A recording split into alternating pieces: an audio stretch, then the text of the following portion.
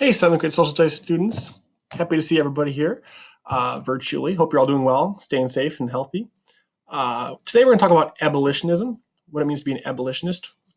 An abolitionist, well, the word abolish just means to get rid of or to do away with. So an abolitionist with a capital A, the abolitionist movement specifically means in regards to slavery, somebody who's working to get rid of or to bring an end to slavery, to ban slavery. That's what the abolitionist movement is.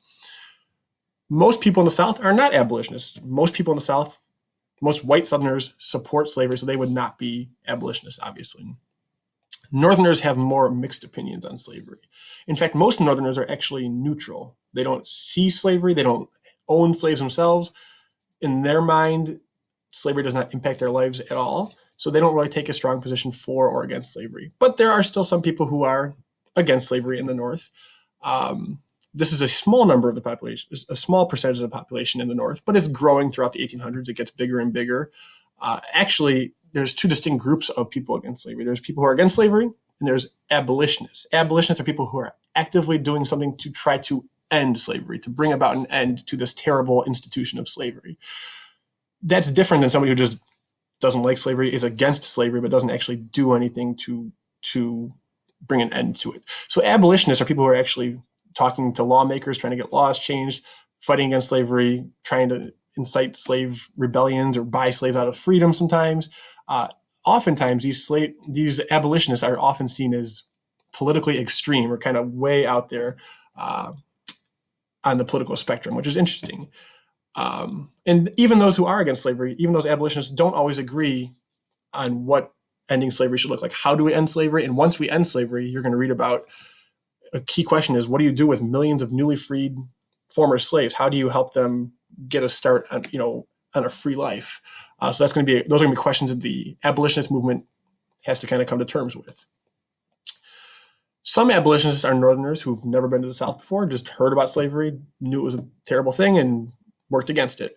Others are people like Frederick Douglass and Sojourner Truth, former slaves who escaped slavery and lived through slavery, and once they got their freedom, worked to end slavery.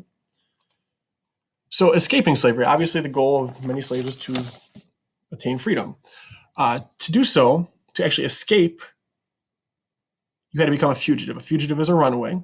And if you did become a runaway, you took the Underground Railroad trying to get to your freedom. The goal here is to get to the North or to Canada. Canada is even better than the North because slavery is illegal there. Whereas if you get caught in the North, even though Illinois may be a free state, if you're captured, the fugitive slave law mandates that you be returned to your slave owner. So Canada is the ultimate goal of most runaway slaves.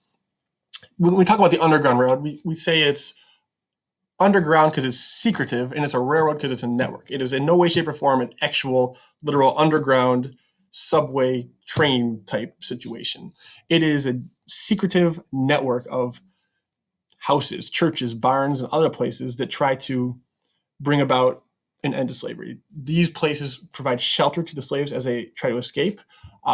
These places are called stations, and anybody helping people escape is a conductor. Harriet Tubman right here is the most famous of the conductors. We'll talk more about her as the weeks go on here.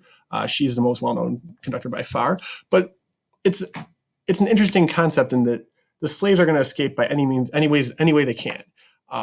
And often it's without a conductor helping them. They usually traveled at night and hid out during the day in these barns or churches. And they were often told by somebody at one stop, okay, now you have to travel 10 miles this way and 2 miles this way, and it'll be a big house with red shutters. There'll be some significant message they can say that's where you go. But actually to take that many miles north and that many miles this direction, I mean, it's a concerning issue.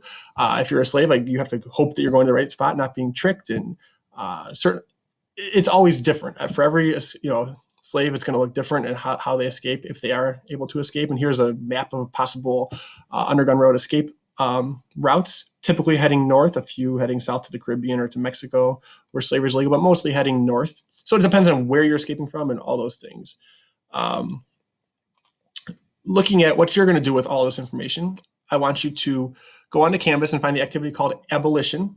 You're going to read the short PDF, take a 5-question quiz until you get a 5 out of 5. Have that all completed by the end of the day, Friday, April 3rd.